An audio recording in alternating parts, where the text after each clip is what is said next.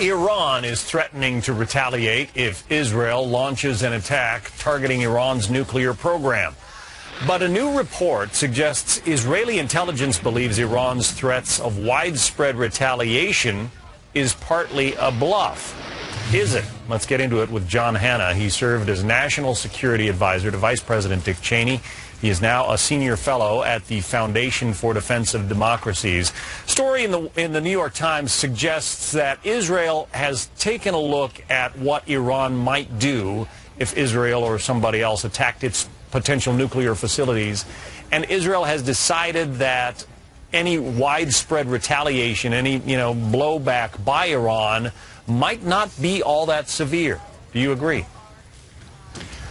Well, John, war is unpredictable, and the law of unintended consequences always reigns supreme. I think you've got to hope for the best, but you prepare for the worst. But I think what's really going on here, as much as anything about war, John, is politics and diplomacy.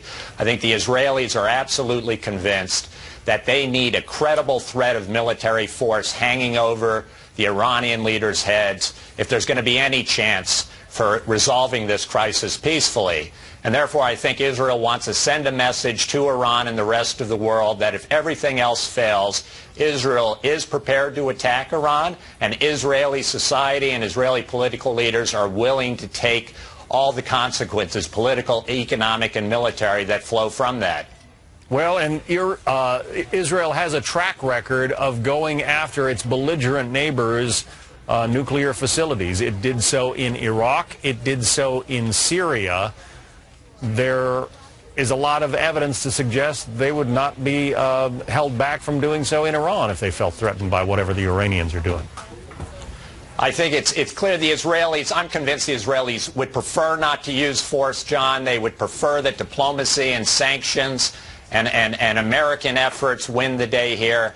But in the end, I think both the Prime Minister, Bibi Netanyahu, and Defense Minister Ehud Barak, who are the two key decision makers here, truly believe this is probably an existential threat to Israel, that the only thing worse than than bombing Iran is, in fact, an Iran with nuclear weapons that can threaten Israel's existence. Right. So even if they figure incorrectly here, even if some kind of an attack on Iranian nuclear facilities brings a huge response by Iran, their calculation is that it's better to bear that response now than to take on an Iran that has nuclear weapons. I think that's right. That's their calculation, John. Again, I don't think Israel wants to do this, but if they look at their options, if they think about any kind of future conflict or threats that they face in the region, all of them look